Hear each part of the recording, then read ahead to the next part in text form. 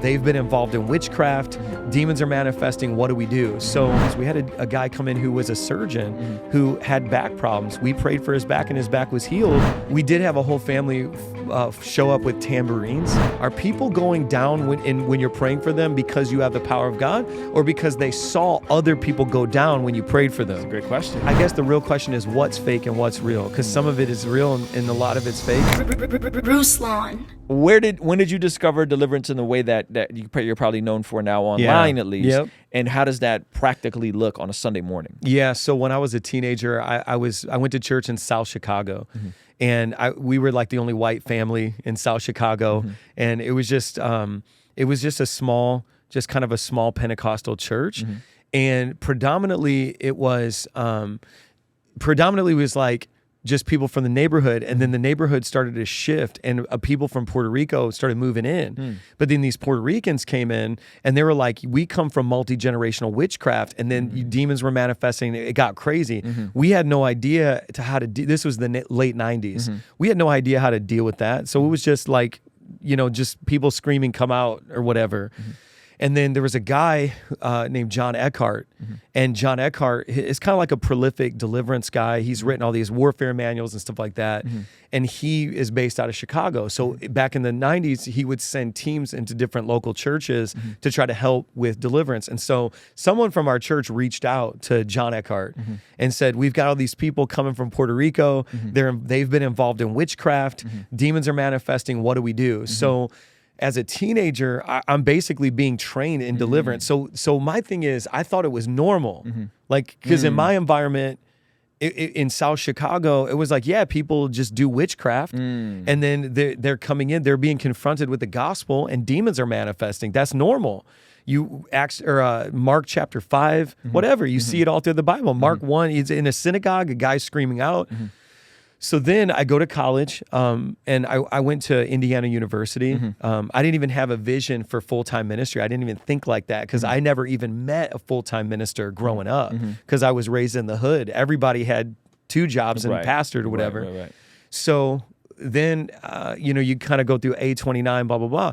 And you did hear stories, whether it's Mark Driscoll, I mentioned John Piper from kind of the Gospel Coalition world. They all have stories of demons and deliverance. So even traveling within different bubbles, you'll hear enough about demons and deliverance to normalize it. So fast forward, and I've always done deliverance, but for me, I've always considered myself a gospel preacher. And I look at like supernatural healing and I look at deliverance as something that just accompanies preaching the gospel. It's not a guarantee it's going to happen, and I always say we're seeking the deliverer, not deliverance. That's good. We're seeking the healer, not healing. Yeah. And so the emphasis for me has always been Jesus. But then like I said, the consequence of that is healing and deliverance. So with V1 Church, it was like, of course it happened. We would pray for people just like any church in America does. And we would see healings. As a matter of fact, one of the reasons why I think our church in New York grew is like some of those early stories. We had a guy come in who was a surgeon who had back problems. We prayed for his back and his back was healed. And as a surgeon, he's like, I don't have a framework to explain what happened to me. So, that's complicated. Yes. That's complicated because it's like these are not just like low intelligence, emotional fanatics. These are like New Yorkers who will tell you straight up. So anyways, and then same thing with deliverance, people manifesting demons and getting free. It was really in the pandemic. I'm living in New York City. The shutdowns, the lockdowns happen. You remember seeing the refrigerated trucks where they were loading the bodies in? That was like literally in my neighborhood, one of them. Wow. So it's complete panic. Yeah. Remember that point in the pandemic where they didn't know what it was yet? Yes. Everybody's freaking out. Yes. It's like I wouldn't even let my family leave our apartment. And like, Dad's going to go out and get food like I'm the hero, That in that era, my wife was like, Mike, you need to go live on your phone and you just need to minister. People need comfort. They need peace. I really had not thought of myself as an influencer or a matter of fact, I thought it was cringy, holding your phone, like, what's up guys? That persona. Yeah. And I was like, no, I'm a real pastor. But I really got to shout out my wife. She was like, people need it. Yeah. They just need, so I basically started going live. I didn't know what I was doing. I'd have 90 people on, 100. Yeah. And I'm running out of topics because now I'm going live every day. I'm used to preaching once a week. And then one day I woke up, and a lot of the way that I discover my purpose is always, what do I think the devil doesn't think I'll do? Like that's one of when Christians are like, how do I discover my purpose? Well, do what the devil doesn't think you'll do. There's something in that. And so I was like getting more and more comfortable going live. And I was like, I bet the devil doesn't think I'll confront him live. So that's how it started. And then the other thing is I tried so hard to be perceived as this intellectual Christian and this Bible-based guy that I also was like, man, there's something in my ego that doesn't want to be lumped in with all those deliverance people. Interesting. But I think I could teach it in a way they don't teach it. That's how it started. I think I can steward that. I think I could communicate it. And that's how it all started. But because it still needs to be exposed. Yep.